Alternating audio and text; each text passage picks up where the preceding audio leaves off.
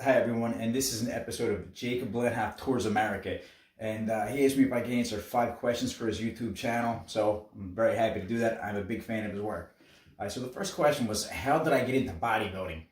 I'm not really into bodybuilding as much as, say, fitness, and like training like an athlete. I have done bodybuilding before, like no shows or anything like that, but I'm a personal trainer, been a personal trainer for years, have had all kinds of different clients. So I would say that I kind of got into the fitness world because I was always like a good athlete, but I was always like the smallest person on the field, on the ice. No matter what I played, I was like shorter, I was slender. So how can I compete? Like, how can I take those hits, given to me by the bigger football players? Well, I figured out through training, I could become, say, like stronger, faster, hit harder, throw farther. I'd be able to take those like shots without being injured. So I kind of started, but I was like 15 or 16, like just kind of reading about great athletes and their fitness regimen and things like that and what made them the best. So, I always kind of had the work ethic, like the drive to become a lot better through training. So I would say that that has a lot to do with it, the aesthetics, and that's kind of sort of what got me into bodybuilding with like a lot of like, say, the nutrition, which has really helped. I'm learning about like the rep scheme, sets, different program designs and everything. So I would say that for athleticism, I kind of got into it, and then from there, it sort of did like a little offshoot into bodybuilding. But that's how I guess you could say I got my start. People ask me, what is the best piece of home equipment that they can get? A lot more people are working from home now. And to me, the answer, no question, is suspension straps. Okay, so right now I have the TRX.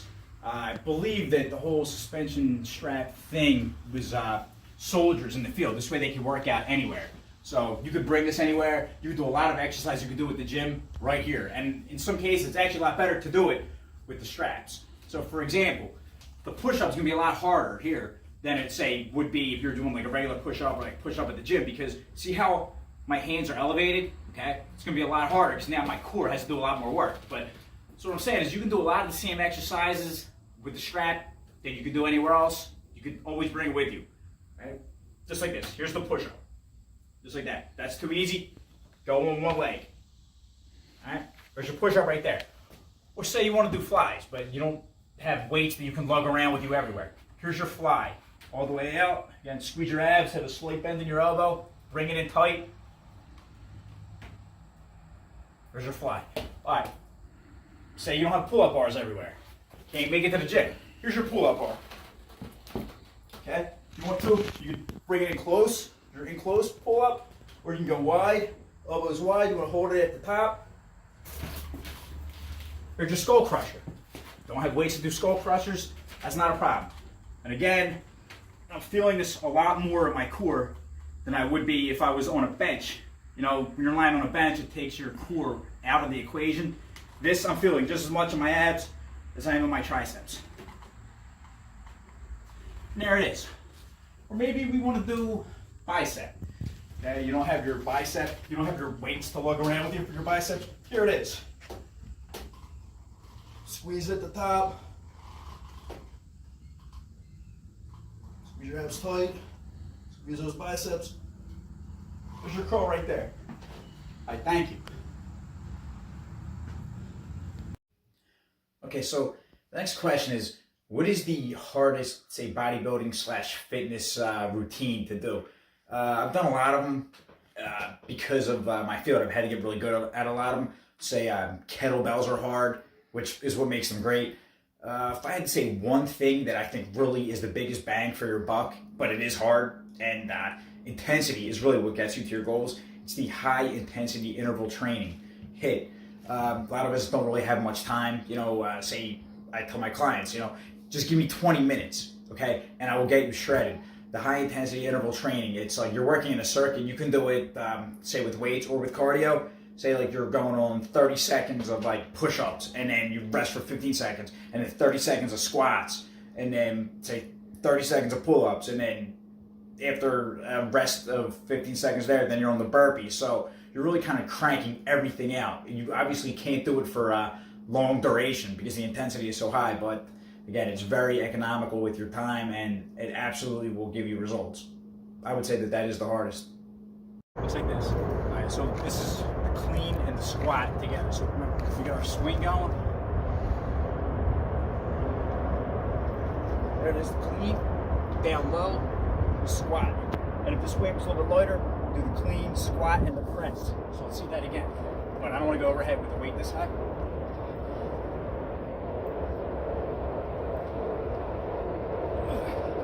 Nice. Right. So after that, we got the sumo squat, but there's a catch to it. So maybe you've seen people do the sumo squat before. Looks like this. You know, nice and wide with the legs, come back up. So it's good that we have the kettlebell here because it has the handle. It makes it a little bit easier to bend down and grab it. But you could do it with a dumbbell. So we do this down all the way, explode up right there. Right? Push hard right through your heels, bring this up as high as you can. Catch it. Again, down, push hard through your heels. Right, the force transfer is right through the legs, the core, and catch it here. So this might be the toughest one of all. This is a lunge with the transition through the legs. Yeah, so regular lunge would be like this. Okay, but I'm going to weight transfer right through the legs. Okay, positioning from one side to the other. So right now my front quad and the glute are kind of on fire already. Probably wouldn't be able to do this as well with dumbbells. Do that knee, ankle straight. Tough. Thanks.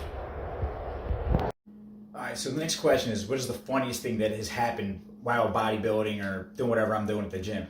I have seen some very funny things happen at the gym. I mean, I hope the person didn't get hurt too bad. That would not be funny. But I've seen some people who don't really know what they're doing, like, you know, when they first go to the gym and maybe like the trainer's not helping them. I've seen somebody do pull-ups at a gym in Philly in the painter scaffolding. The painter actually went out to like go to his car to get something, and somebody thought that that was a piece of equipment, and they're doing pull-ups on the scaffolding. You know, that was funny.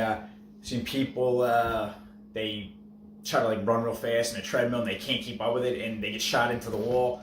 Obviously, that's only funny because they didn't get hurt. I'm trying to think what else have I seen that's funny. I mean, I don't know if anything is funnier than somebody thinking that, you know, painter scaffolding is equipment. So I would say that that's probably the funniest. Okay, so the next question is, who are some bodybuilders I admire and why? I admire every single one of them, even if they don't turn pro.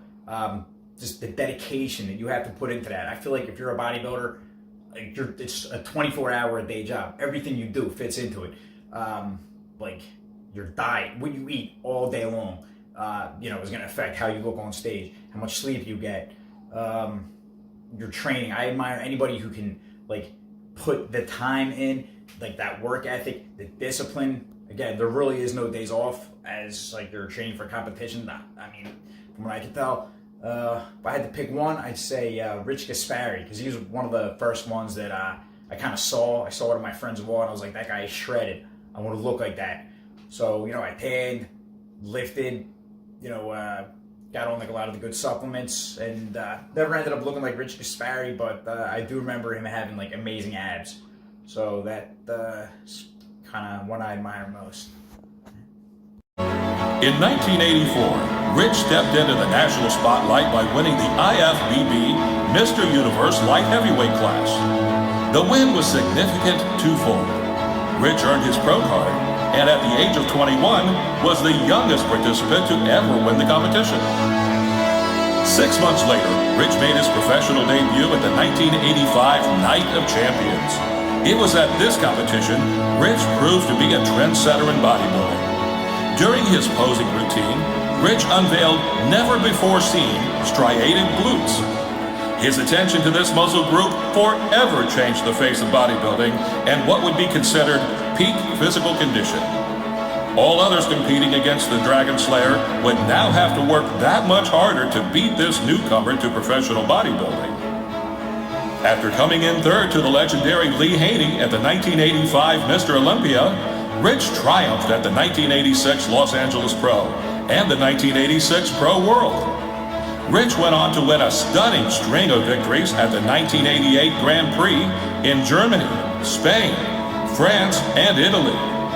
It was in 1989 that Rich once again made history by winning the first Arnold Classic. All right, next question. Have I ever entered a bodybuilding competition, and how far did I get?